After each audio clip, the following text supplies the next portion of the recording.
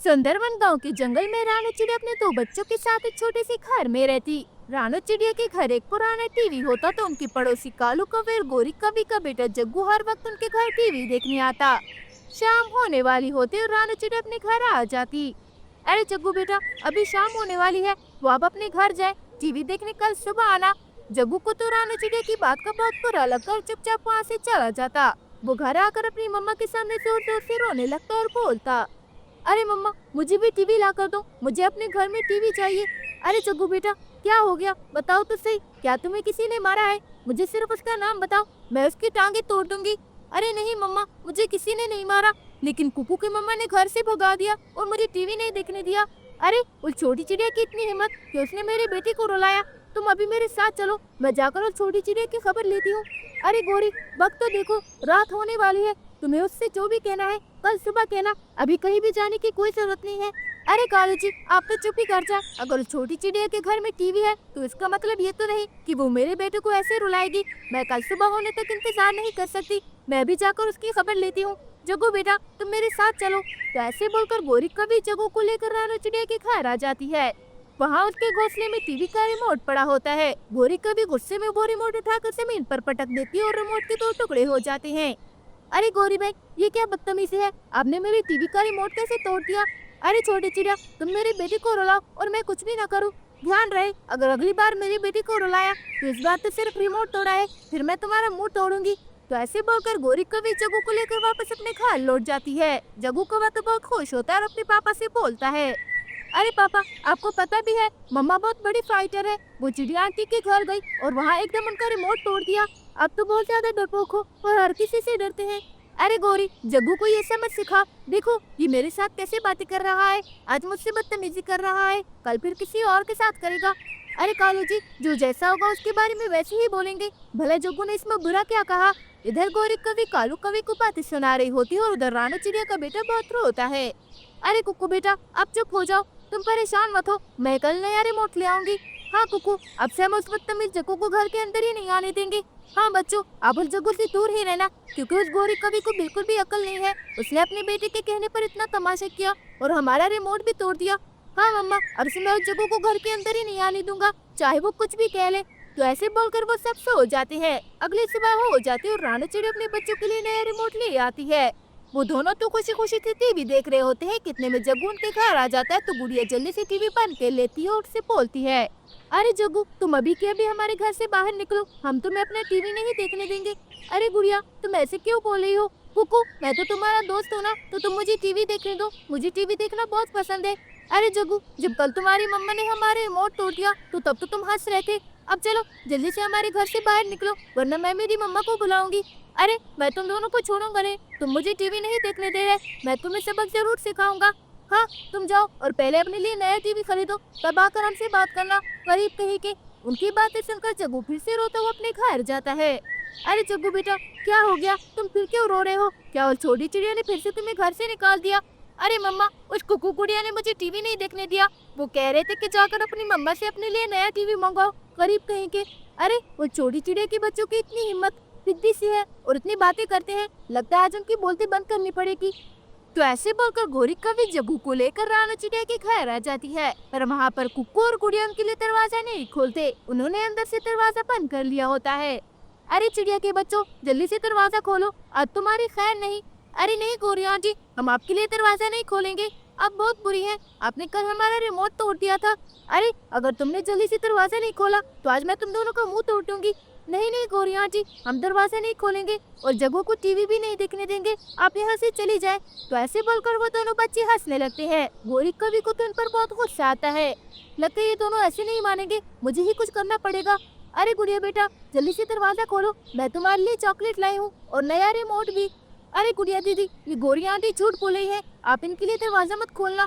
हाँ कुकू, मुझे पता है कि गोरी आंटी झूठी है। गोरी आंटी, मैं दरवाजा नहीं खोलूंगी, आप चाहे कुछ भी कह ले, तो अच्छा ये होगा कि आप यहाँ से चली जाए। अरे जग्गू बेटा, ये चिड़िया के बच्चे तो बहुत चालाक हो गए हैं, पर ये अभी तक मुझे नहीं जानते, जब तक मैं इन्हें सबक न सिखा दूं मुझे चैन नहीं आएगा।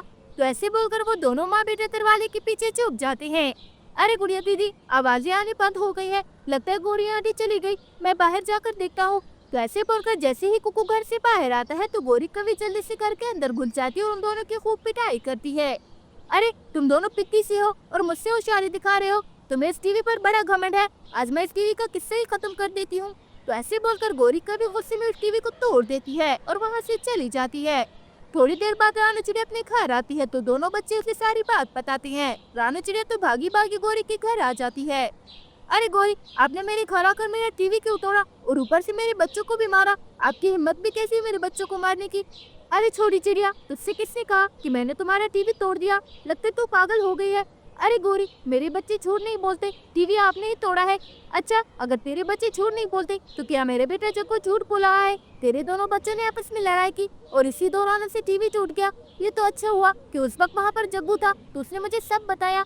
हाँ रानू आंटी, कुकुर गुड़िया ने आपका टीवी तोड़ा है, वो मेरी मामा पर झूठा इल्जाम लगा रहे हैं।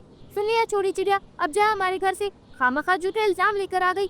ठीक है गोरी बहन, मैं जा रही हूँ, पर आज के बाद जग्गू हमारे घर नहीं आएगा, मैं साफ साफ कह देती हूँ, वरना मुझसे बुरा कोई नहीं होगा। हाँ हाँ, नहीं आएगा जग्गू तेरे घर, अब जा यहाँ से, वरना खामखा मेरा दिमाग खराब हो जाएगा। तो ऐसे रानू चिड़िया चुपचाप वहाँ से चली जाती है और अपने घर आकर बच्चों को समझाती है। बुढ़िया कुकू, आज के बाद आप दोनों जग्गू से बात नहीं करेंगे, मैं कल ही ये टीवी ठीक करवा दूंगी। ठीक है मम्मा, आज के बाद हम जग्गू से बात नहीं करेंगे। तो ऐसे बोलकर वो सब खाना खा लेते और सो जाते हैं। अगली सुबह हो जाती और रानू चिड़िया अपने बच्चों के लिए टीवी बनवा लेती है। जग्गू को तो टीवी देखने का बड़ा शौक होता है, वो अगले ही दिन अपनी मम्मा से टीवी देखने की जिद करता है। अरे मम्मा, आप खाना बाद में बनाना, गुड़िया कुकू का टीवी तो बन भी गया है, आप जल्दी से मेरे लिए नया टीवी ले आए, मुझे कार्टून देखना है। अरे जग्गू बेटा, ऐसे जिद नहीं करते, कल मैंने आपके लिए चिड़िया से लड़ाई की, तुम्हारे पापा 2 दिन में तुम्हारे लिए नया टीवी ले आएंगे।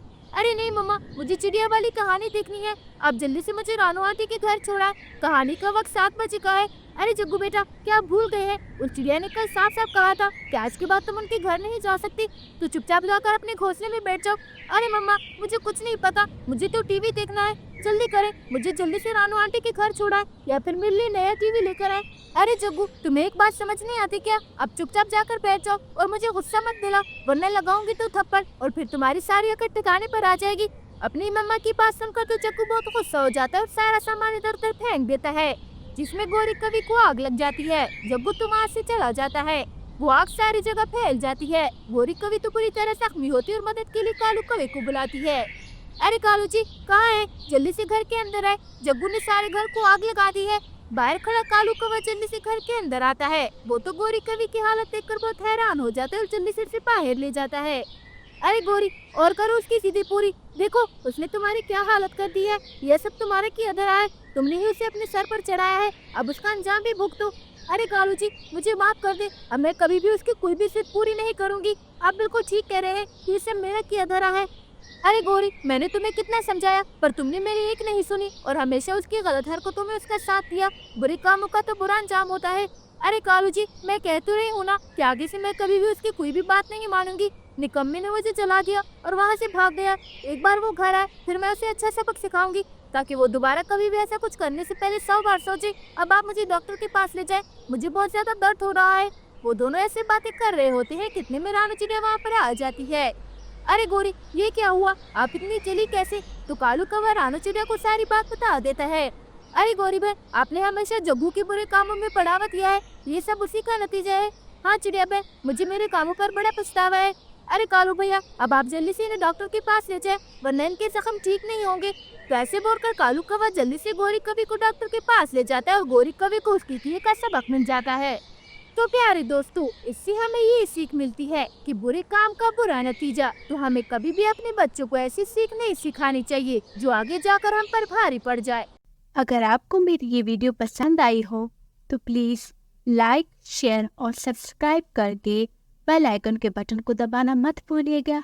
और हाँ, कमेंट भी ज़रूर कीजिएगा। धन्यवाद।